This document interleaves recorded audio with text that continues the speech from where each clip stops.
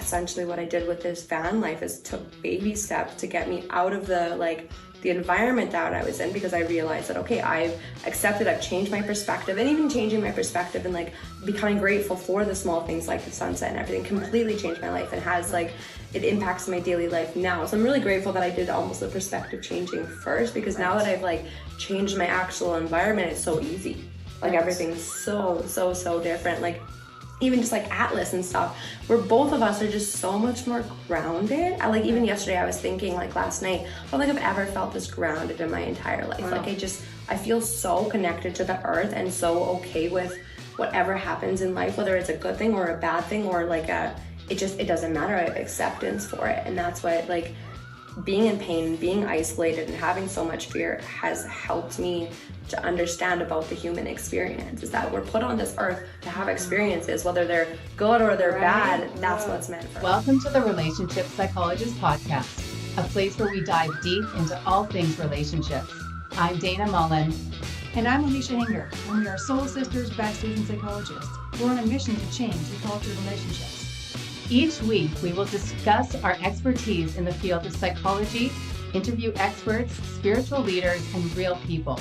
Our goal in every episode is to give our listeners tools to implement in their lives today.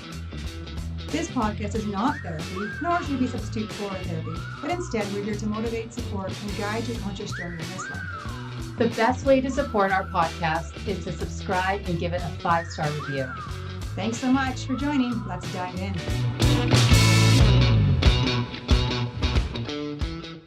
Okay, welcome to the podcast. Oh, thank you. So good to be here. Extraordinaire, Sid Extraordinaire. How do I introduce Sid? So, Sid, life coach, food extraordinaire specialist, cookbook creator, obviously animal lover, A little bit. Van life trooper. What else? I think just life extraordinaire, taker of chances, builder of life. I don't know, all the things. You're harder to explain because you're so multifaceted. Multifaceted for sure. I wanted you here in this podcast because this season is about relationship with self, and that's obviously Atlas, her boy Atlas. He's tired. It's hard to be a van life dog. He needs to find a place to nap here and chew on some wood maybe.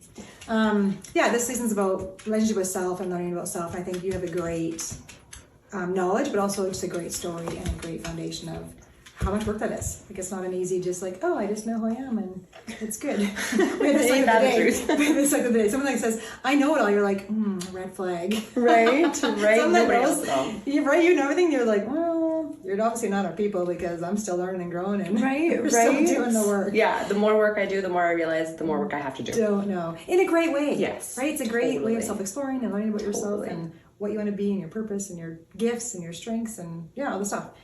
Okay. So take us back to, actually start now. Let's start with today. You're living, I mentioned the van life, which is, I think people will be like, what is the van life? Yeah. Tell us what the van life is. Yeah. So I bought a camper van I put an offer on it back in December, arrived in April. So I've been living in it ever since the very beginning of May. So I bought this camper van with the idea essentially of giving myself freedom. I've spent so much time stuck inside of my house, dealing with chronic pain, dealing with fear of people and fear of leaving my house, that getting a camper van and having something to live or something that I can like drive and then rest in when I need to is just like this incredible empowering freedom. And before I bought it, I was on this journny of like, I was just feeling very, very, very, very stuck in my life. And I didn't know where to go to move forwards or what steps to take to move forwards because I was living in so much pain and living in so much isolation. And I tried so hard. And I tried like, I'm going to get emotional just like thinking about it, about how much I tried to change my perspective. Yeah. And I did. And I did and I accepted that like, you know, some days I'm going to spend 20 hours a day in bed and I'm going to be grateful for the sunset and I'm going to love my dog. And that is going to be the greatness of my day. Right. And over time, it wasn't enough for me. And then I emotional today. That's a big fucking deal. Yeah. Like this is a big deal. Like it's like, right, I've watched you through this journey and I only watched parts of it. I don't know the whole, however old you are, how many years of the journey, but man, it's a big freaking deal. Like what you've done and what you've accomplished and to change. So you had that perspective. You did it at home. Like, I'll be grateful as best I can, for the moments I have of the sunset. However, changing maybe my environment, doing something different. Like I love that about you, that you still push forward and we're still like, there's still more. There's still more I want to explore and experience, and there's more that can be done for this soul that is me. Yeah, exactly. And that was like the inner feeling that I kept wanting to like essentially give up. And I know that we've talked about this before, like what even is giving up? Because I always question it, like what is your definition of giving up, right? And to me, I've said this to you and to other people, but to me, giving up essentially means leaving Earth, because I refuse to stay the way that I am if I'm not happy with the way that I am. And I've never been happy with the way that I am. And I don't mean that in completeness, that I'm not happy with the way that I am, but anytime that I'm grounded and I look at all the aspects of my life, I'm like, no, there's areas of my life that I'm not happy with because of like just so many different things. And if I want something to change, I'm the one that has to take these little tiny baby steps, no matter how big or how small they are, to get out of the feeling of stuckness. And that's what essentially what I did with this van life, is took baby steps to get me out of the environment that I was in, because I realized that, okay, I've accepted, I've changed my perspective, and even changing my perspective and like becoming grateful for the small things like the sunset and everything completely changed my life and has like, it impacts my daily life now. So I'm really grateful that I did almost the perspective changing first, because now that I've like changed my actual environment, it's so easy.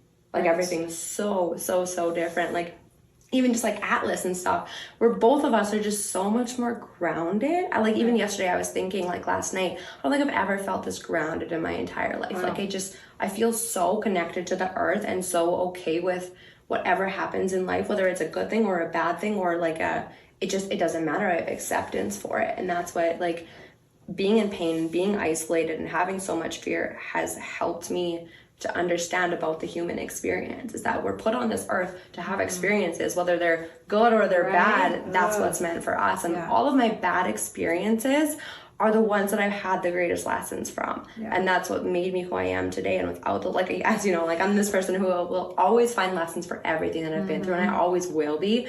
But like now I actually have a full belief that we're put on this earth to learn lessons from our experience that's put towards our greatest purpose. And I don't think we'll ever really learn in real time what our greatest purpose is. At the very end. But whatever the end means to you, whatever that is. Yeah, exactly. Just listening to you talk, it's just so crazy to me, because we were with Vicky yesterday getting the horse's feet done or whatever, and she was just like, it's a different person. So like her energy is different, her orders. I'm like, I know. She just was like staring at you, watching you talk, and she's like she was mind blown. Like she was like, oh my God. I'm like, she's like, have you seen? I'm like, I know. Like I've seen her.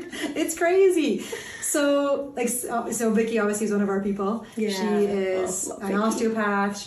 Works with animals mainly. She's not a big fan of human. Which is one of the reasons I loved her so much, and was like, okay, I'll let her work on me, because she's not biased with humans. Yeah. And so she came to me with an idea.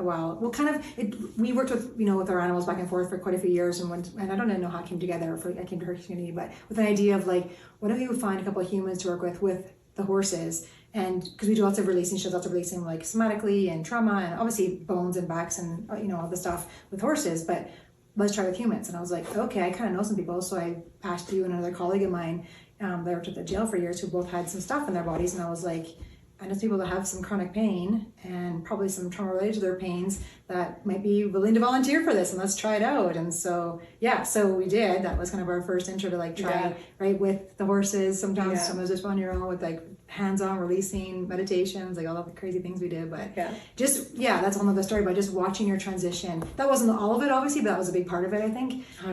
But just seeing your transition, going from that stuck in that place to I still have pain. I loved when you said the other day, even when I have a flare, if I have a pain, my house is in the parking lot. I can literally, I don't have to like plan my whole day. Yes. Right? Or like, if I go there, it's be this long. I can just go have a nap or go lay down or take my pain medication. I want to go. Yeah. And I can go buy groceries if I want to go buy groceries. It doesn't really matter my pain level, because I can go rest in the Walmart parking lot for 6 hours if I need to. Right, your house is in your parking lot. Just like, wow, that's such a, you're like a snail. Like it literally is on your back. You just carry it with you, and then you get to take it wherever you need to go. It's so crazy cool. Yeah. And I used to live in so much fear that like if I would leave my house, I might have a pain flare. And if I have a pain flare, then I can't get home and I can't drive. And then people are going to see me in this pain flare, and then I'm vulnerable. And then people are going to attack me because I'm vulnerable and I can't help myself. And of course, my mind would go down this like terrifying path. And then I just would choose not to leave my house. But now it's like I don't have a house. I live in my van. But like even when I had the van and I would get in, and it would just be like this empowering sense of freedom, and I just be like, fuck yeah, I can go anywhere, and if this breaks down, well, no, I don't know how to fix it, but like I know how to find someone. Exactly, I know how to ask for help, or there's little things that I've learned that I can fix it for myself, and it's just this like incredibly empowering thing. And then with Vicky, even when I saw her yesterday, we were eating food and I like sat down on this little pail, like my butt on this little pail. She's like, oh my God, don't sit in there, are you okay? And she's like, I feel like last time I saw you, I literally had to pick you up and put you off of a table because you couldn't walk. And she's like, now you're sitting on these tiny little, like what's happening? Right? Yeah. So I think for me, it feels like watching your journey. It's, you know, all this freedom, but you've actually made space in your bones. Like you made space in your system, like literally physically, to release some of the pressure. I mean, obviously you have a physical diagnosis, we talk about that in a second here, but there's also our fears and our things that make our physical diagnosis sometimes worse. 100%. And so you've made space to like navigate that so differently than you ever have. It's really, and this is just the beginning. Like I just think this is going to continue. Yeah. And then I see your work and your people that you're helping and the clients and the stuff you're running and it's just so, we'll talk about all the end. Okay, we get ahead of ourselves. So let's take us back. So I'm sure the audience listening is like, what is her deal? Like what's her story? What's her pain? And tell about the pain. So take us, so yeah, this is you today, but let's go back to when this was. Like, somebody, oh, Van, that sounds really great. It must be nice to be here. Like, no, this was like, you know, 1,000 baby steps to get to this place right now where I'm at. It's been long. This isn't like a privileged experience. Right? I mean, it is in some ways, but you've earned it. Yes. You've earned this privilege. You worked really hard for this. Yeah. So take us back to when this wasn't so easy, and this wasn't even probably on the radar. Like this was probably not even a possibility in your mind. No. At many points in your life. Never. So my chronic pain, when I like really think about it now that I have so much experience understanding it and feeling it and everything, I think the first time that I like was aware that I had chronic pain, I was 12 years old. Okay. So I've been in pain for 20-ish plus years, but at the time I wasn't aware that that was chronic pain. I didn't know that it was abnormal to feel a specific way. I didn't know that like if I lied a specific way and it hurt, that was abnormal kind of thing. So I had like varying pain throughout the course of my life, had to like, even though I was thinking, because I was talking to Winter yesterday about Africa, and I'm like, I was hospitalized in Africa because of back pain, and that was like over 10 years ago. So like it's been like a progressive journey of like pain here, pain there, debilitating here, debilitating there, but not like completely debilitating until one day. Well, my smart ass part is like, well, it might have taken like a really obvious pain to like slow you down, because you're kind of like you're kind of like, I got a broken leg. It's fine. I'll just keep going. What else can I do? I gotta get stuff done, which I can relate to. Right. I can, like, call you out. That's why I get it. Totally. Even like my one of my friends was saying something about like, do you want to hear a metaphor, or do you want to be hit in the head by a 2x4? And I'm like, I am the kind of person, I need to be hit in the head with a 2x4 10 times. But that last time you hit me, it will click and I will change my life forever and I will never go back. But I have to be hit over and over and over again to understand like what it is that someone's trying to tell me. And that's just the way that I am. And every time that I've like hit rock bottom too, it's just like been this like just constant journey of like rock bottom, I make my way up, rock bottom, I wake my way back up, I rock bottom, I make my way back up. But every time it's brought more self-awareness, and now I can sit here and laugh and we're laughing about your rock bottoms and your 2x4s. We're evil people. But I needed all those things to like to really understand. So like hit me on the head with a 2x4 10 times so I understand. I'm okay with it because it'll change me, because your body literally has like it literally has. That's why I'm like, you're gonna tell the story of like this massive experience, but I also want to like just put out there that there was like all these little cues. 100%. Our body's talking to us all the time, like excuse me, excuse me, and you're like I was so disconnected from my body, like literally so like I couldn't even like, there's so many parts of my body, I would say it was like 70% numb. Oh wow. And I have nerve damage, which gives me actually like 30%, but it was like I could try to feel things and I wouldn't feel them, like just so disconnected from my body, because that's what I chose, that's what I needed, that's what felt safe at the time or whatever. But that's what you normalized. That's what I normalized. Didn't know any different. Just you know, we had a staff meeting recently and we were talking about this in our staff meeting, and I was saying to just like my staff and some students, we talked about like, you know, just right now feeling your heartbeat, and there's people in the room that couldn't do it, and for me I was like, what do you mean you can't feel that? But I forget, because I'm so connected to my body that I'm so aware of like, I can feel my heartbeat in my toe. But I'm like, really, like right now you can't just pause and like, I'm like, people can't do that. Okay, let's teach you how to do that. And then why is it important? So let's tell your story about that. So disconnected, go back to the beginning. So obviously there's like all these little, excuse me, moments of your body talking to you. And then there was the big 2x4. There was a 2x4. There's been a couple 2x4s, but tell us Tell us what the 2x4 moment is. There's kind of two big 2x4s. So like the first one isn't necessarily pain, but it's the 2x4, the big T trauma or whatever, that put me in the direction of like, okay, Sydney, you need to start therapy. You need to start like listening to somebody else because you're not going down a path that you want to go down. And that's kind of what started my like healing journey, which is a little bit over 10 years ago. But in 2016, where my like real chronic pain journey really, really started, when it became like disabling to the point of being wheelchair bound. Right. So it was 2016, August 21st. I'll remember the day forever and ever, unfortunately. Or fortunately. It's it depends. Like, right? Yes, totally. You're like a warrior. Yeah, totally.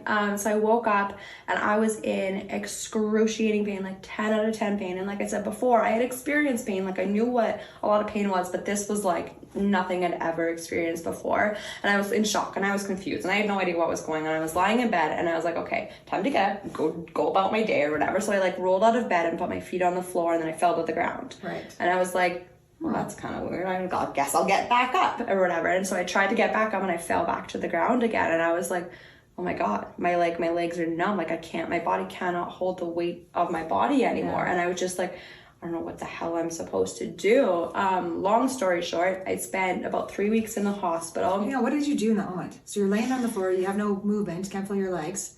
Holy cow, I'm paralyzed, literally. Yeah. What did you do? It's hard to answer because I don't really remember. Okay. Like, I think I just went into a state of panic. I drove to the hospital. What? I don't know this part of your story. Yeah, I drove. Oh, like, you didn't call 911 and be like, dude, I felt like I could Because I thought I was overreacting.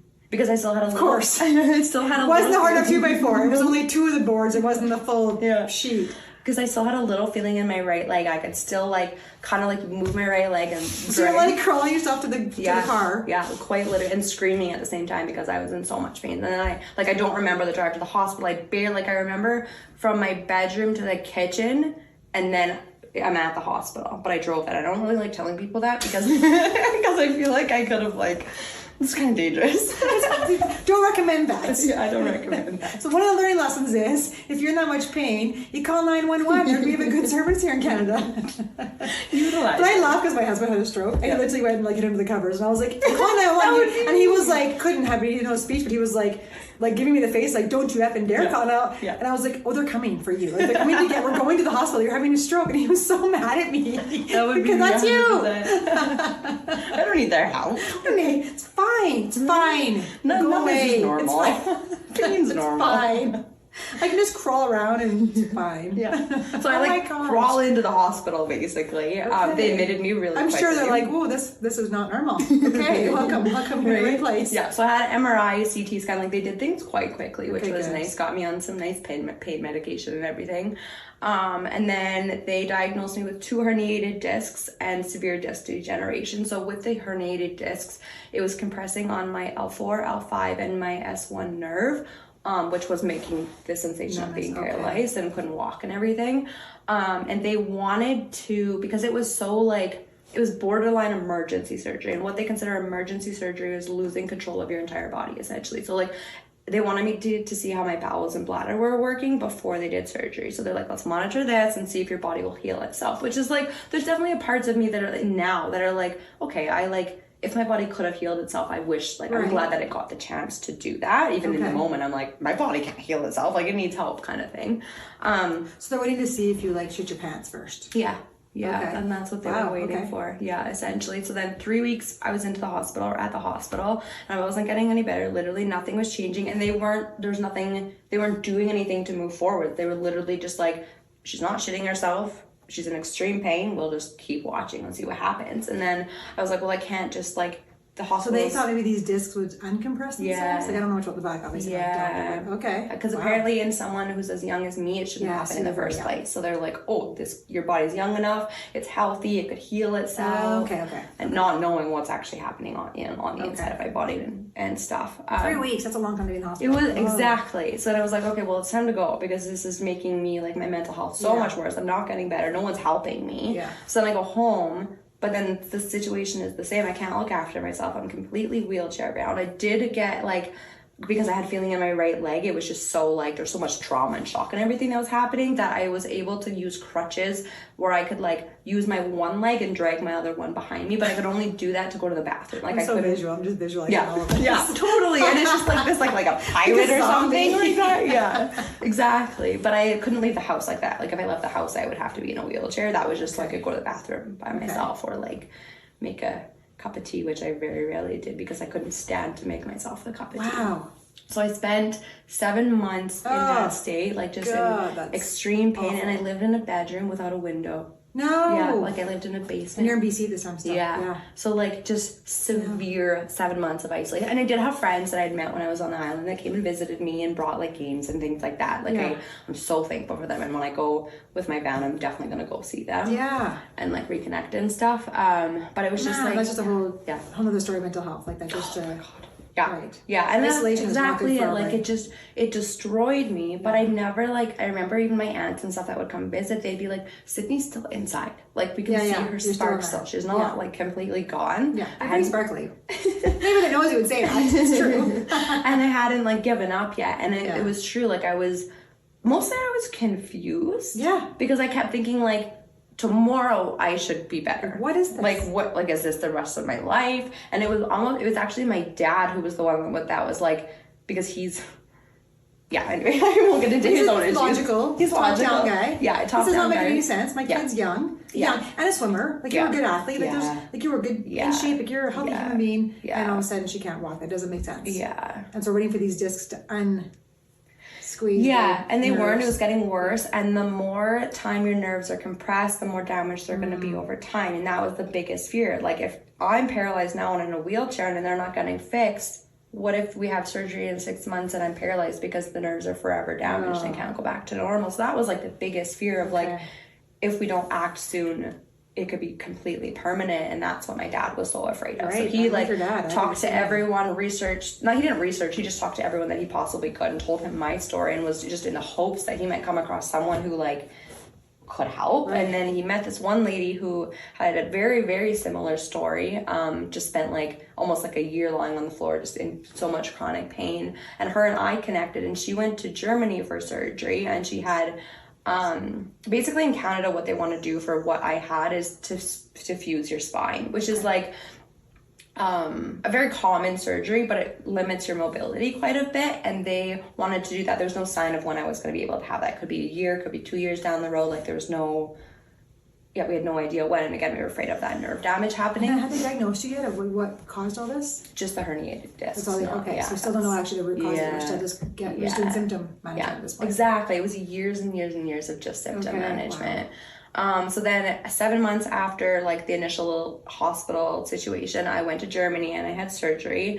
And then they replaced 2 of my discs with titanium. And then within like 48 hours, I was like standing. I was doing like walking with my little walker and stuff like that. So from 7 months of not walking to completely walking with a wheelchair. And then like 2 weeks later, I was doing stairs, doing squats in the gym. Like my recovery came really quickly. I don't know, like because I have tons of nerve damage in my leg, I had to relearn how to use my leg. Like I don't have an ankle reflex, so it like flops. Wow. Like there's no like strength or anything, so I had to relearn to walk with that. But it was such a like I was very empowered because I went from a place of like being so stuck to being like, this surgery is going to cure me. This is the one thing that's going to get me back. Now. And I had this new perspective of like, holy fuck, if my body doesn't work, my life sucks. Right. So I was like, stuck in that basement, so we'd ever yeah. So I was like, I have to make my body the healthiest thing that I possibly can. So I had surgery, and I like quite literally made myself the promise that I will do everything in my power to put my health first. And that meant physically, emotionally, spiritually, in every aspect. At the time, it was more physical because I was definitely top down and doing like... And that was the kind of the acute phase. Yes, exactly. And I was 240 pounds when I had surgery. So like the day after... still for 7 months. Yeah. And I like... Part of that is I did put on weight when I was like immobile, but I had such an unhealthy relationship with food that ever since I was like 6 years old, my weight has gone up and down and up and down and up and down and up and down. So like the point of me being 240 pounds was from like physical health and like binge eating and things like that, and from being sedentary. So there's so many things that came into me being this unhealthy person in so many ways. So I was like, it's time to change. And even when I was immobile, I was like, because I was still seeing a therapist, and I would do like Zoom calls and stuff, and she'd like give me tips and stuff, and I would like, I taught myself how to play the guitar. Like I bought one on Kijiji. I like sewed hand blankets for homeless dogs. Like I'd find all of these things to like fill my time and like to still, I'm getting emotional again, to like give myself purpose, because I like need that. Right, I needed that. Otherwise I don't think I would have survived. I would have wanted to like check. Again, that speaks to your spark. That's your spark yourself. Like, I'm still going to serve others because that's how I get that stuff. Like, brilliant. Yeah, exactly. I forget where I was going. So you're feeling good. You're doing the stairs, doing the squats, titanium discs are in there. You're like, I'm going to dedicate my life to my health. And then I essentially like just started like succeeding. I think the first year of my recovery, it was just like this list of things that I did. I was like, I can run 5K, I can run 10K, I can run a half marathon now, I can lift 50 pounds, I can squat 100 pounds, like all of these like physical goals that I was accomplishing. And it was like, I was thriving on it. Like I just felt like, you know, when you like are succeeding, you feel good all the time. It doesn't really matter what else is going on in your body or in your mind. It's just like, you're now ignoring the other stuff. Exactly. I'm focusing on the successes, and I'm not focusing on the ways that my body is starting to decline. So this was around 2017, 2018. I think. Surgery in 2017, and then 2017-18 was kind of like that period. I'm really good over here. I'm gonna ignore everything else aside. The little excuse me's again. You're like, shut up. Right. Put you in the closet already for a reason. Don't bug me. Right. I'm thriving. I'm succeeding. Like on the outside, everyone thinks I'm doing awesome. Let's keep doing this. Buddy. Okay. Yeah. So I got to that point. The 2x4 coming. I can feel it.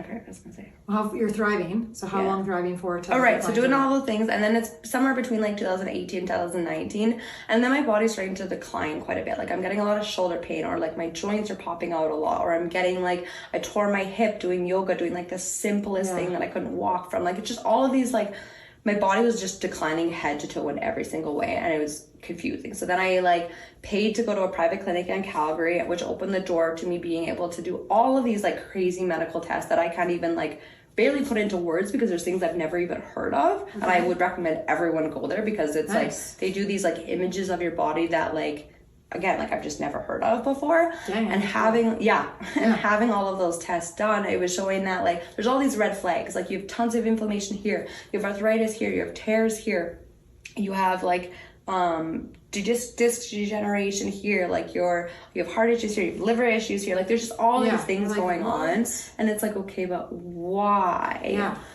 So then I, through part of like my own just determination to figure out what the fuck was wrong with me, because I was so just like, it's a frustrating story. It's so frustrating. You're just like, there's this kid and she's young and healthy and things are falling apart. We have no why idea can't I do what everyone else is doing? Like, why am I held so back by things? I feel like, oh, it's because of this. You're like, oh, that's why. But I have no idea. That's the frustrating piece of not knowing, right? Yeah, exactly. And then that eventually led me to seeing the right doctors and seeing the right specialists and getting the right referrals and everything like that. And then I was diagnosed with something called Ehlers-Danlos syndrome, which is a hereditary connective tissue disorder that basically causes my body to degenerate at a much faster rate than a normal person's. It's like, so my connective tissue compared to your connective tissue, yours is like super glue and it holds all of your organs in place, and everything is really tight and secure, whereas mine is like over chewed gum, so it becomes really, really stretchy. So like even when we were doing yoga the other day, and my arms, I should do that, like but it's gonna pop out. And I'm like, ooh, if I do this more, we're dealing with a dislocation. And I've seen things pop out in you in yoga before, and I'm like, holy cow. I'm pretty sure didn't you like feel my hip pop out? Yeah, it popped out. Like right in the yoga session, I was like, oh my gosh. And then I tried, I was like, can we wrap you in like some tight wrap and hold you together? A frozen turkey or something. I had all the frozen things on. You're like, oh my god, put her back together. So I just leave her, then we kind of carried you for a bit. And you were like literally holding me. This is real. Like I've seen things pop out on you. Yeah, totally. And like the people, if you spend enough time with me, like my good friends have seen my extreme pain flares. They know like what I have to deal with. And once I have those connections with people though, like the relationship changes forever. So like there's a part of me that's even like grateful for those crazy pain flares. So the part of us are like, don't let that happen again. Oh my god. I need to body cast you. Totally. I got diagnosed with that. And that causes severe pain head to toe. And it's such a specific disorder where like I just kind of explained my main issues, and my main issues really are in my spine. But then I've got a friend, and her main issues are her GI tract, and I have another friend, and her issues are actually allergies. Like, they can cause something called mast cell disorder in your body, which basically causes you to have extreme allergic reactions to things. Which I went into anaphylactic shock, like I think it was like 4 or 5 times within a 48-hour period. So I have like extreme reactions to things, and it all comes down to Ehlers-Danlos syndrome. But because everyone's so different, it's so hard to diagnose. Like, how would they be like, oh, Sydney has this like spine issue and this person has this GI issue? How is that the same diagnosis? How do they figure that out? Mostly I figured it out through my research, and then because I'm like just the student in me, I guess. I got all these peer-reviewed articles, highlighted everything that like, this is me, this is me, this is me. Then I went to the rheumatologist and was like, this is what I think that I have. Can you like help me figure out if this is not it and another route to go? And she's like, did all the tests, looks at all my stuff, and she's like, that's the easiest diagnosis I've ever done. And she actually said to me, she's like, out of all of the people that I've ever met with this, she's like, I have no doubt in my mind that you will be able to manage this. And I remember, because it was so like, I got the diagnosis 6 months after I went to Ireland. And Ireland destroyed my physical body. It destroyed my mental health as well. It was a really, really hard trip for me. So 6 months post Ireland, I was at like one of my other rock bottoms. Out of all the rock bottoms I've had, that was a really, really big one. You went there for a wedding, right? You went for a wedding, family wedding. Yeah, I went for my cousin's wedding.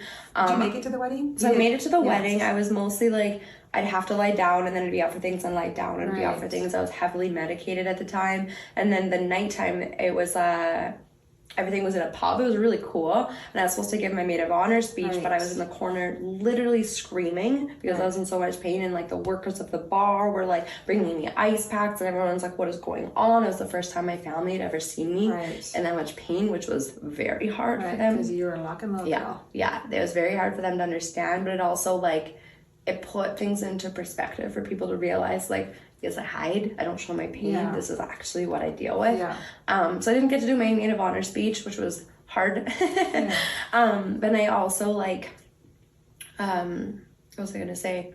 Just like, even just like the Ireland trip, like Ireland, I loved Ireland. Like I would love to go back. Like just like the greenery was just incredible. But I had to miss out on so many things. Like I had to pick and choose what I was gonna do. Like even I had this like on my top of my bucket list was to go to the library at the Dublin, the university. It's just this incredibly beautiful library.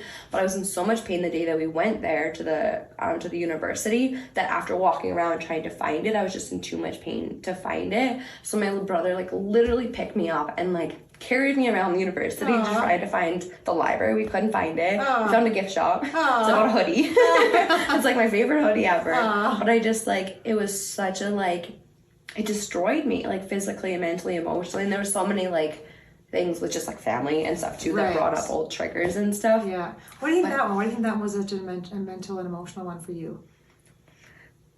Why was Ireland such a mental? Because I was surrounded by so much family. So it just brought up so much, like just the way that like I love my family, but sometimes the way that they treat me really, really, really triggers me. So it was just like constant triggers over and over again. And I remember realizing like, oh, this is why I had an eating disorder.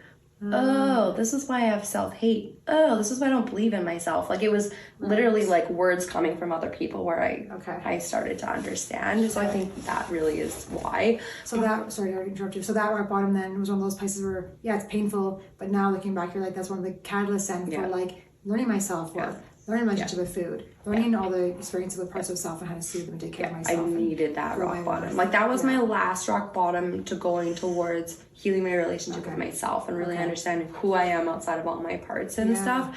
And I will always be forever grateful, and I wouldn't have like, I'd still be being hit on the head by a 2x4 if it wasn't for that rock bottom. So then when I saw the doctor 6 months later, I was in like terrible position, like physically, mentally, emotionally, just like at rock bottom. All my parts are given up. And so that was around November of 2019. Okay, so fast forward then after that diagnosis, and I know what this is. I can make it make sense. And after that, people usually, often they're just like, what is this? Like just the waiting game, right? Of what this really is. So I have a diagnosis, I find out what this is. So I have that piece, which is why my tissues are like not holding themselves together. Yeah. But then there's this other piece of like all the other triggers you talked about. Yeah. And of course, I'm going to assume they go hand in hand, like they're going to correlate. Yeah. Unfortunately, they do. Right? I mean, that's just, it's classic. It's life. People will say, you know, the mind-body connection is not, you can't disconnect it. you can't. No. You can't. And much as I don't want to blame stuff, but like, you know, Chantal, like she was outside a minute ago, like I look at her history with cancer and she has no reason to have the kind of cancer she had other than boundaries, other than stuff, right? And so that only, and again, I'm not a doctor, I could be totally wrong, but I just think there's got to be a correlation. Same with my cancer. There's reasons those things happen in our bodies. So, and for me, it's empowering. I'm kind of like you. I like to know stuff. I want to research, and if I can, if I have to create some of this, I can help also uncreate it and change the stories. Yes, totally. So tell us about that journey for you then going into like, okay, I got the physical part, understanding that I know the steps to take to get that stuff better. Yeah. Which is a long haul, and it's obviously a lot of just management too. So some of it better, some of it's just management. Yeah. Then which is sometimes scary. For you, what was scarier? Opening the physical and having to manage that, or opening the mental? Oh, the mental. So give me the wheelchair all day long, but do not let me that go my emotions or feel my feelings. That was honestly the hardest part, or not the hardest part, the most scariest part of healing is feeling your feelings. And then you realize that's really not that bad. It's not that bad. Say it again, it's not that bad. Right? Everybody listen. Right? But I had that like deep fear of like, if I'm going to feel my feelings, what if they don't ever go away? What if like the terrible trauma takes over and that is me for the rest of my life? And now that closet door, I'm just a mess. Yeah. But now I've just had so much proof that doesn't happen. Yeah. So it's just so empowering. But like before I went to Ireland, that's when I had my 100-pound weight loss party. Like on the outside, I was thriving. Yes, I had all these medical issues going on, but like with my job, I was thriving. So you were doing the coaching back then, the food stuff? Because all the back business. then. You went to Africa, you did your nutrition degree. But back then it was very weight loss focused. I wasn't ready to do relationship with food stuff because I felt like a hypocrite. Like I had the knowledge, just not the personal experience to go with it. But yeah, before that I was just thriving, and like I saw how much between having surgery, when I literally had the mindset of like, I'm gonna heal, I'm gonna be amazing, I can do whatever I want. And then I watched my mindset change to, I hate my life, I hate my pain, I can't do this, and watched my like mental health dwindle. And it like goes hand in hand. When my mental health is good, my life is good. When my mental health is shit, my life is shit. It doesn't really matter where my pain is, because my pain was shit in both situations. I was a little more avoidant of it in one and then it was like, you have to listen, you can't avoid us anymore, which was, I needed to learn that too. Like I needed to know that I can't avoid my pain, I have to listen to my pain. But it like, that was like a huge, I constantly look back at that to remind myself, like, if I feed those negative thoughts, that is the root, that is the road that I'm going down, and that is the parts that I'm going to feed and fuel, and that's the life that I'm going to live if that's my choice. And I don't want that. So now I have like the tools and the awareness to stop myself from going down those paths. Yeah. Tell us about that. How did you learn those tools? Where did you start? People that was saying are like, oh my God, I don't want to deal with my feelings. I don't want to feel my feelings either. What's the easy way? Is there an easy way? No. Everybody wants the magic pill. Right? That's the thing. There's no magic pill. There's no easy way. Baby steps. And keeping it as small and simple. Like, we don't have to go all in. Like I used to think that we did for things. Like, the smaller and slower you go with it, the easier it is. But the faster you actually move, which makes no sense, but that's the way that healing is. Like, the more you resist it and the more you try to control it, the more it doesn't work for you. Here's what makes sense to me. So say the word resist. As soon as we resist something, we're hitting the resistance. Where if we go with it, it's like going upriver versus going downriver. If we go with it and work in our body, in our mental health, our emotional capacity, where we're at, there's no resistance. We are just in those. That's what we call baby steps. So that's why it makes sense to me to take the baby steps. Or if you're in a flow path where it feels good, take a bigger step. But listening to your own parts of you to go in there at their pace, at their speed. Rather than pushing yourself to be like, I must do it by this date. Exactly. Taking end dates off things. Even like when I did my 100-pound weight loss, people ask me like, what is one thing that you would change? I'd take an end date off of it. Like, stop putting a timeline on things. Whose idea of timeline, or who puts the idea of a timeline into our minds? Our like perfectionistic goal-getter self. We don't need rigid that. self, and rigid's upstream.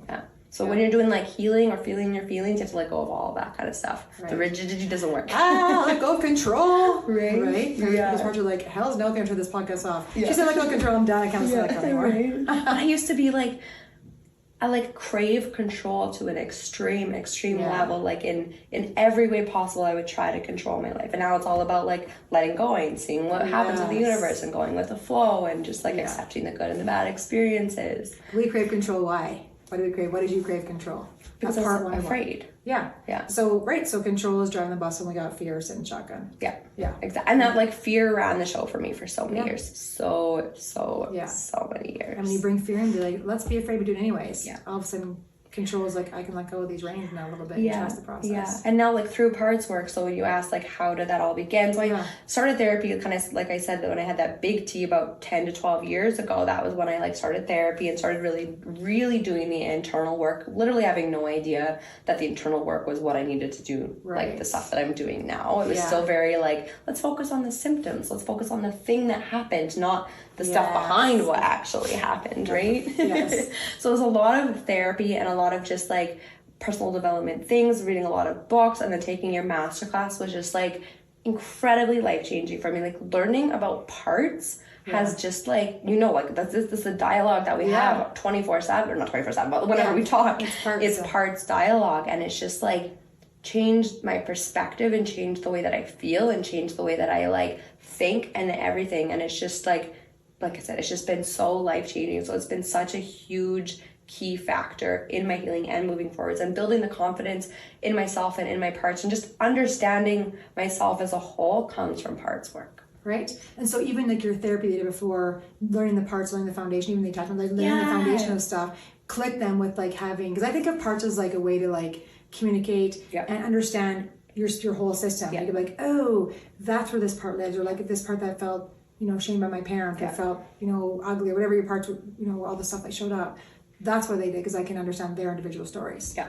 Okay, so those are listeners. Let's just do a little parts intro. I think Dana did this in our introduction a little bit, but let's just introduce it a little bit more. So essentially, my visual is like, I said in my class I teach, is like you're driving the bus, driving the school bus, right? Driving the van life. And so in the back of the bus, you have all these parts. We have our physical body. So your little body's been like, excuse me, right? There's the parts. Yeah. And in the physical, you can make this, as detailed as you want. You draw your parts out. So physical can be physiological. It could be your bones. It could be, chemical, whatever. You can draw out your physical parts, whatever that feels authentic for you.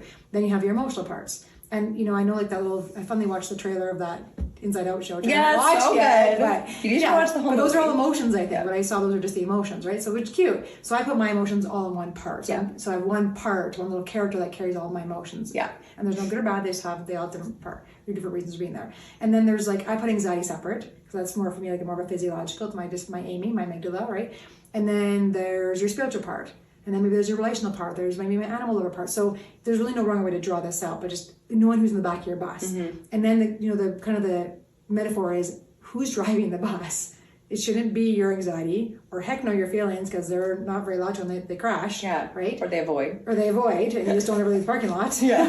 Right? Or your 5-year-old's up, which drives you radically and crazy. Yeah. But you want this here and now, the wisest version of self, to be driving the bus. Yeah. So that's kind of the visual of parts. And so it gave you then a foundation of dialogue to go back into the work you've done previous, like, oh, that's what these parts were. That makes sense. And even had to before, because I learned slowly and I learned in little baby steps. It was 7-8 years ago, my therapist, this is when I was really starting to deal with chronic pain, and she's trying to get me out of my pain part, and just to notice that there could possibly be something else happening in my body or my mind that I could focus on and feel if I wanted to. And it was like, can you feel somewhere in your body that I can't remember, maybe had joy or just felt peace or felt something. It was literally one eyelash. And that's what I focused on for probably a year. And I was like, this one eyelash doesn't have pain. This one eyelash is okay with life right now. And I just kept doing that. And then it grew into this oh, there's parts. I have a whole bunch of parts. I have a physical part, emotional part, spiritual part, all of these parts that have parts within parts with emotions and stories and memories and experiences. And, all of it. Yeah. And then I got to know myself, or not myself, I got to know my parts, because my parts needed me to get to know them, because I've been ignoring them for so long. So I started showing up for them. I started listening to them and started tuning in and seeing what I actually need physically, mentally, emotionally, and spiritually. And that grew the self-trust. It's this Sydney who's been avoiding all of these parts for 30 years is actually starting to show up for us, and it's actually starting to put us first and nourish us physically, mentally, emotionally, and spiritually. Oh, okay, maybe we can trust her. Maybe she knows what she's doing. Maybe we don't have to freak the fuck out when we see these tiny little triggers that don't make sense, because she's got this now. She's done the work. And that's where I am now, is in this point of building more and more and more self-trust and proving to my parts that I will always be there. Yeah. Man, isn't that a key? Like, I don't know, I hear you say that, just like it lands in my soul of like that, you know, idea of trust. This dog's having a dream over here. Hey, buddy.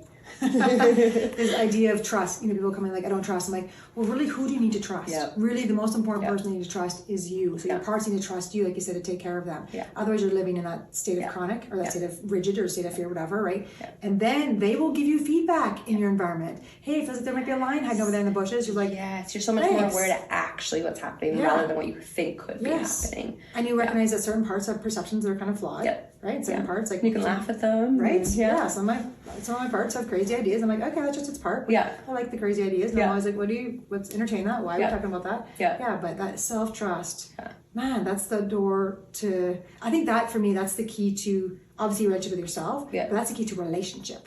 Yeah. Because trust is the foundation of compassion, empathy, vulnerability, right? Connection. Yeah. And so if I can do it with self, I can then offer that grace to those around me. Yeah. And even like, my relationships in every way are very, very different because I'm just so much more secure and connected to myself and aware of myself and my parts. And it's helped me to understand other people and where they come from and where their parts are coming from and just to notice other people's parts and stuff. Yeah, crazy. Yeah. Tell me about the food journey quickly. So you're obviously a coach and you do relationship with food. That's kind of your jam. That's your specialty for sure. It's my passion for sure. But that started when? Like I know you were doing some dentistry or something like that first. Or so still go back to like the passion with food. So obviously it probably came from your own experience with food and having not a good relationship. Yeah.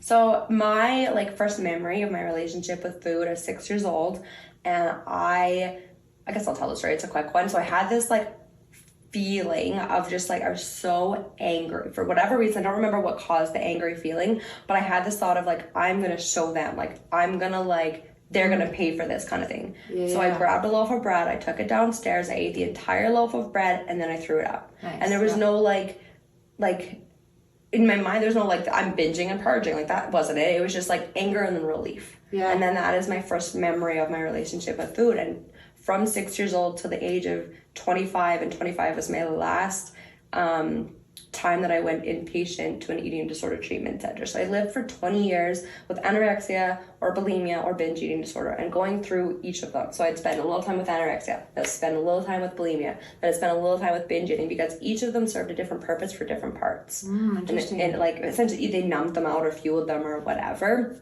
in different phases in my life. So then when I went into inpatient treatment, it was like, okay, this is the last time that I'm doing this. Like I'm ready to heal my relationship with food. Me thinking, okay, I'll go to treatment within, 6 months. I'll be like ready to work with people, completely healed, healthy body. Little did I know how much work I actually had to do. But and that's when it really, really began. But I was still at that point heavily overweight because of all of my like yo-yo dieting, if that's what you want to call it, because your body is going to physical hold on body to was not trusting you back then. No, not at all, not at all. So even now, when I have a healthy relationship with food, for the first time in my adult life, my body's figuring out its set point range. So like, and your set point range is just basically like your upper lower limit of what your body's genetically supposed to be. And it's such a cool experience because I'm like, I'm 35, I have no idea where my body's supposed to naturally land. Like, what if I'm this like little tiny, because my parents are quite small people.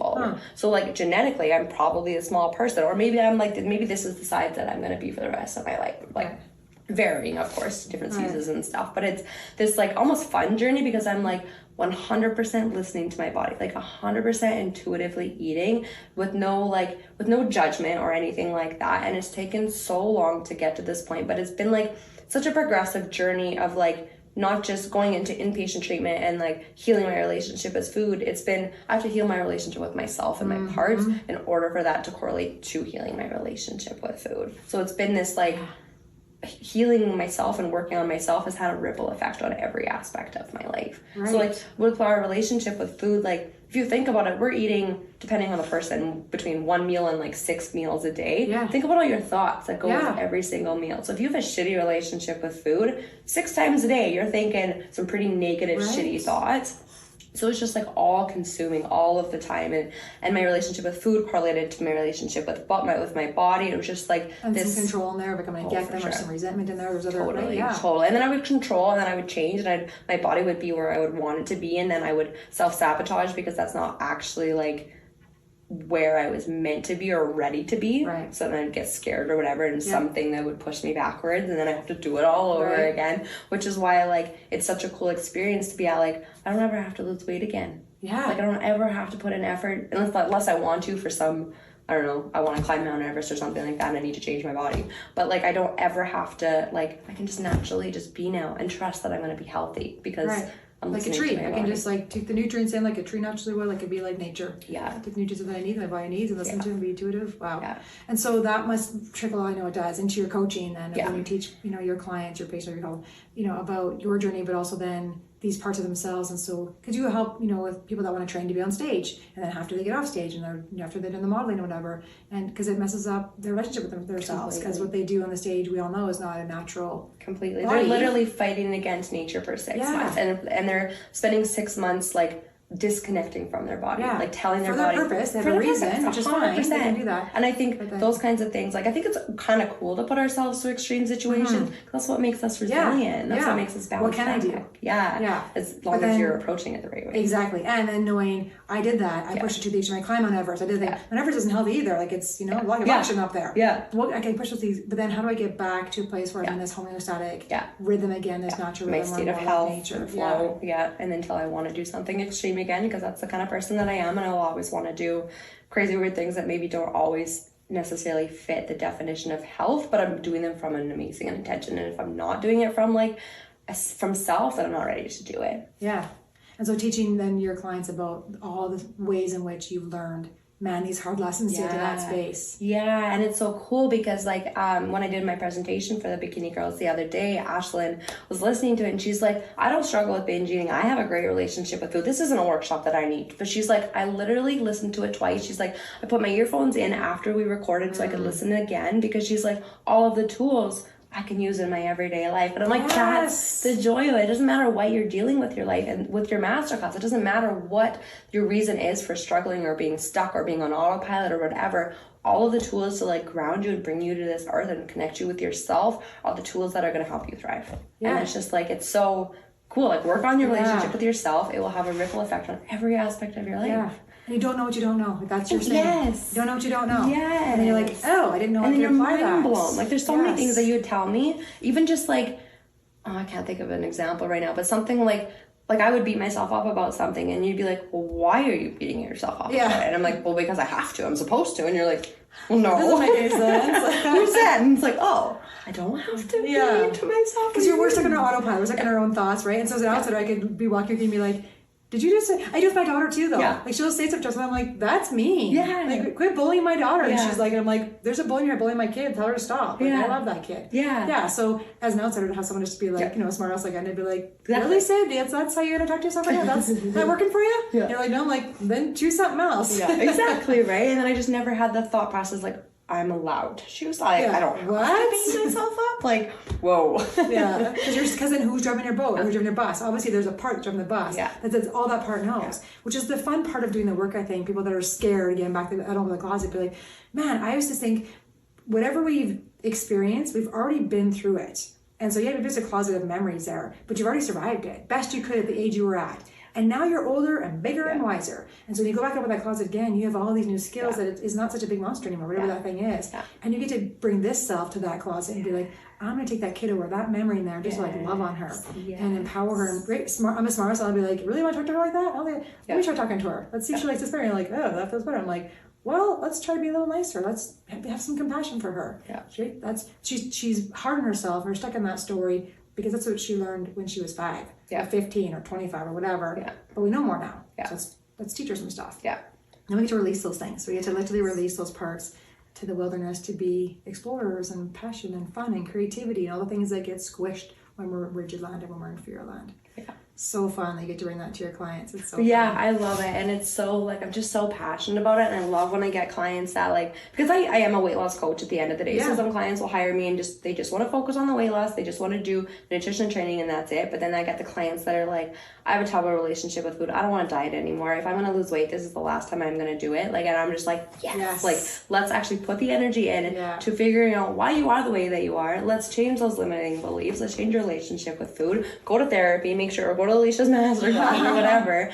And let's start actually changing things from the bottom up rather than just changing the symptoms. Because I spent 20 years trying to change the symptoms and it doesn't help. Right? Been there, done that. Been there, done that. No. It's time to get to the root of things, whether it's, you know, So that would be, as I'm looking at you hearing you say this, that feels to me like freedom. Like I know the stuff now, I've released the chains that have held me stuck, and now I get to be free and have this authentic, organic relationship with myself, with my body, with food, listening to it. I still get to choose extreme. If I want to choose extreme, I can still do that. Yeah. But I'm not stuck. Like there's no ball and chains anymore. I'm freedom. Yeah. Hence then, so I wonder for you if that's been, this journey then has been some of the catalyst of like, the wider angle of freedom. I'm not just stuck with my food. I'm stuck with my body. I'm stuck with my pain. I'm stuck with my limiting beliefs.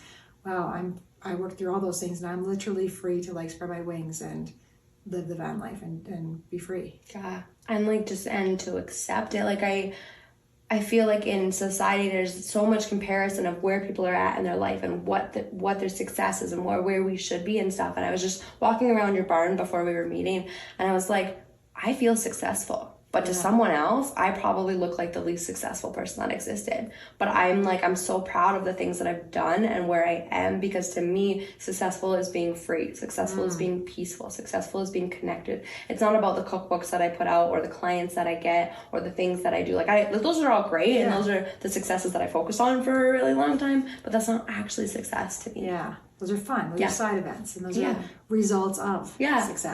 Maybe. Yes, exactly. Results of being connected to myself, and yeah. So people are gonna, I'm sure, hear this and be like, I need to work with Sid. And if you don't work with Sid, someone like me who's like, food, if I could just take a pill, I'm not really, I like good food, but I'm like, I could do with that. I'm just, if it's there, I'll eat it. I'm kind of that person. But you give me really quick ideas. I mean, sometimes you just feed me, which is great, which is really helpful. But you give me quick ideas. Like you said, like I'm a go-to cereal is my bad go-to. But you're like, add protein powder. I'm like, oh, I never thought of that. Oh yeah, I could add protein powder. Yeah. Or so I put like flax seeds in there or something. Just something there. Always think about what you can add. Stop thinking about changing what you're eating or taking away what you're eating. Add nutrients to it. Yeah. To make it simple. So just for like, I think anybody could just pick your brain for, even one session to be like, help me just like in my crazy life, or I'm a foodie and I want really good tasting food, and people that really crave that. Yeah, you have, your cookbook is amazing and the food that you make is amazing, but everybody could use a session with Sid just for a relationship coaching session with food. How do people find you? Probably just through Instagram. You can find me on Sydney's or search Sydney's Journey. You'll find me that way. But I do most of my coaching, or all of my coaching, through Perfect Fit for You. So you can also go to their website as well. So it's Perfect Fit and so the number 4. Yeah. Actually for you. .ca. Cool. And they're on Instagram. Ashlyn's got a good. Yeah. She's pretty queen of Instagram and queen of social media. So 100%. easy to find her. Yeah. Awesome. Cool. Okay. So takeaways. So open the closets. It's not that scary. Yeah. It feels scary. Going to the closet's actually really empowering. Yeah. The scary thing is just sitting there not knowing. Yeah. Right? I think also your takeaway when I listen to your story is like, don't give up. I mean, this is probably my bias, but I think we live in a country with free medical system, and that's beautiful and great, but it's also bombarded and people are overworked, underpaid, we know all this stuff, right? So you have to be your own advocate. You just do. Like you have to keep advocating for those clients that you said you went to find out. Like you could have been just sitting there still in the basement, so you'd be like, I don't know what this is. I guess I'm just gonna take my diagnosis. Or you'd be like, take Sid's experience, like I'm gonna keep asking. I'm gonna keep asking. I'm gonna keep asking. I'm gonna keep asking until I'm like, this is what I have. Yeah. It doesn't mean it's gone. Like you live with it forever. Yeah. What do you do? That's just maybe ask that question too. What do you do now? What's your pain management? That's a great question, because I feel like I'm relearning, because all of my pain management tips were so specific to me being isolated in a bedroom. Right. That all of those things, even down to my heating pad, which I can't have anymore because solar power just is not enough to run a heating pad. Everything is different. So it's been a really fun learning curve, because over time, a lot of my pain management skills kind of became maladaptive too over time. Yeah. It's true though, like everything does, right? Yeah. Adaptive for a period of time, and then as we grow in age, it goes maladaptive. That's just life. Yeah. So the biggest one right now is connection. Like whether it's connecting to the earth, connecting to animals, connecting to other people, which is crazy, because me 5 years ago would have been like, what the fuck are you talking about?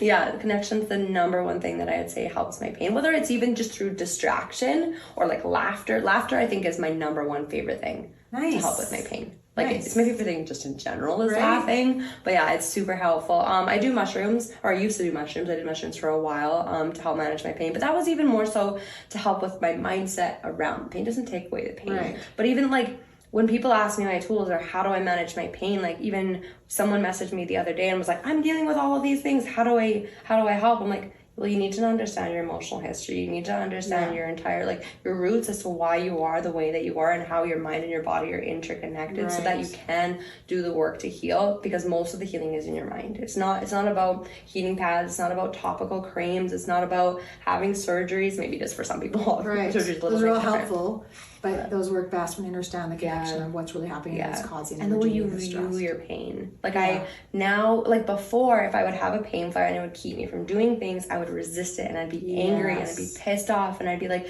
this is ruining my life. Why am I on earth to live in pain and to not experience things and miss my friend's wedding and miss funerals and miss all of these things? And now I have a level of acceptance. Like I still will get frustrated because I'm human, but like now if I can't do something, then that's just what's supposed to be my life right now. Right. And in that moment, be different, and I just have to let go. And mushrooms have really, really helped me with the understanding, because letting go, I think everyone on earth needs to learn to let go, right? But it was something for me that like I couldn't understand how to let go, what it felt like, anything to do with it. And mushrooms, in order to like get the full power of the magic of the mushrooms, is you have to let go and let the mushrooms take over. It's plant medicine. Yeah, and I had to learn. I learned what that felt like through mushrooms, and I'm like, I can let go, I can release, I can relax. I can do that in other areas of my life. If I want to do this, but my pain says this, let go and relax into the pain, and the pain gets less. Interesting. And so you're no longer microdosing, you don't have to get any more? No microdosing. I'll still do trips. I haven't done a trip in a couple of months, but those probably will never be off the table. They'll definitely be more of a like, when the opportunity arises, when I feel like I need to do something deeper, when I want something more spiritual, like it won't be because I have to, because I started doing them because different. So very different. So having an experience, a psilocybin experience or a ketamine experience or whatever people's, maybe they want to do ayahuasca, whatever journey, the plant medicine journey was a catalyst for you to let go. Which is kind of what I hear people that do the plant journeys is a you literally let go, or or else you're going to be in.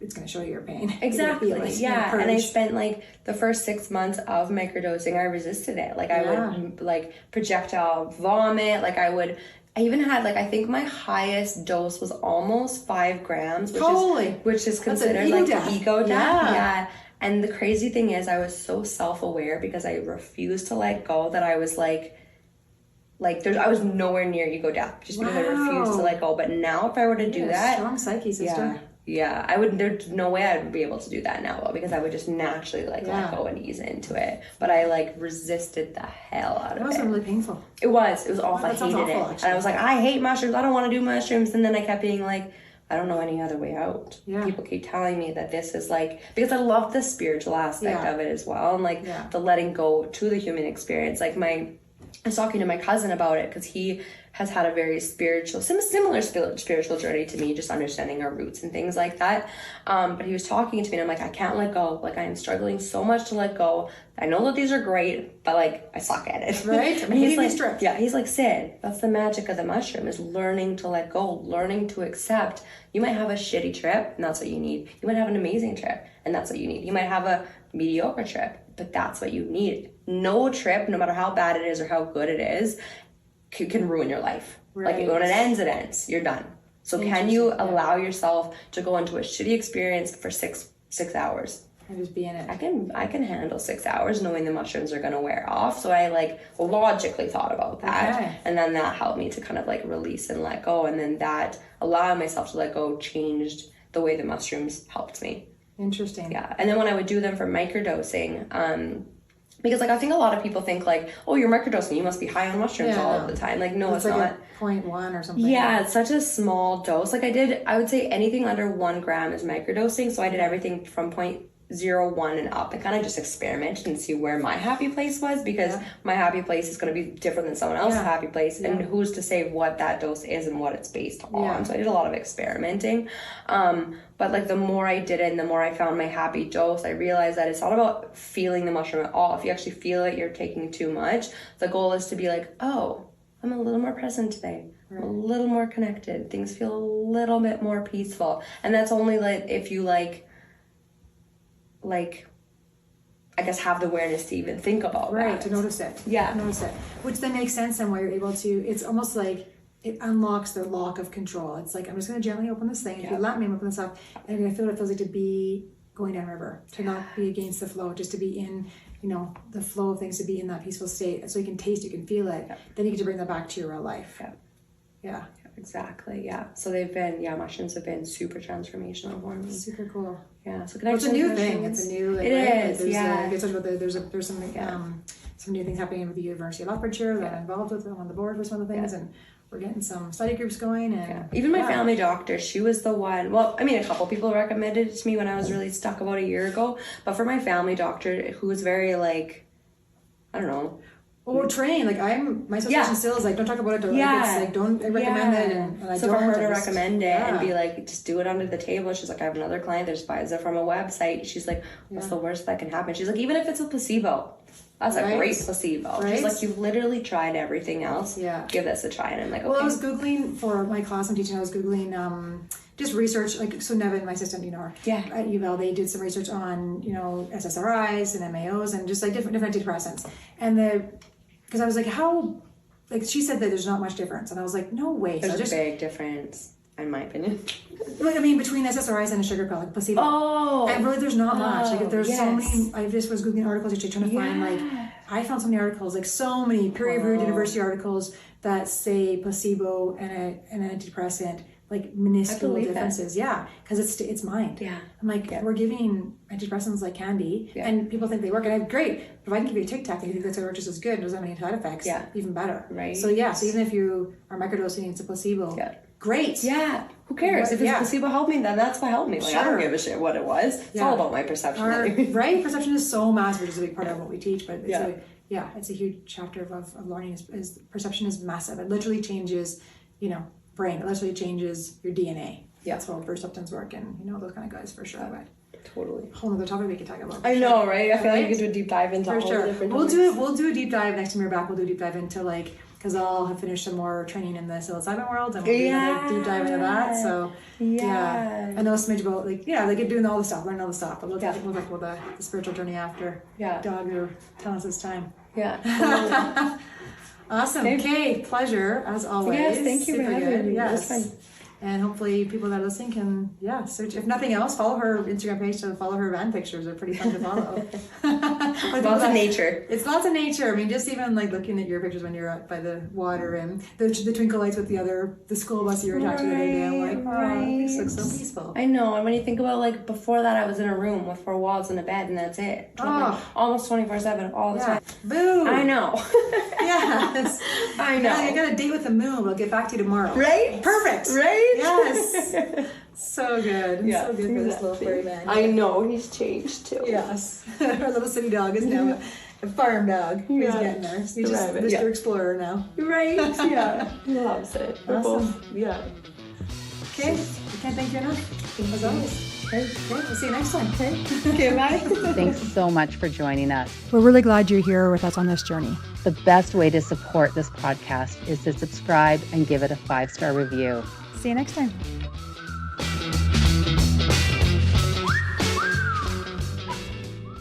This has been a Bread Dog Studios production.